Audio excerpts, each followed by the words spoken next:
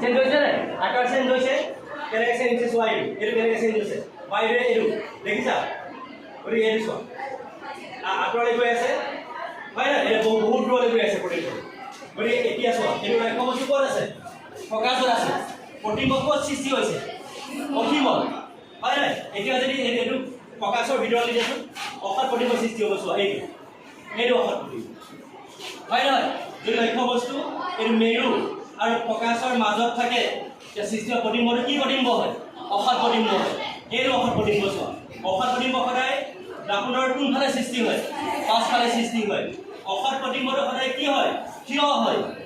হয় নহয় অসৎ প্ৰতিবিম্ব কি হ'ব প্ৰতিফলিত ৰশ্মি এইটো প্ৰতিফলিত ৰশ্মি এইটো প্ৰতিফলিত ৰশ্মি দুটা ৰশ্মি কেতিয়াও এটা বিন্দুত নাকাটে ইহঁতে যদি পাছফালে এক্সটেণ্ড কৰা হয়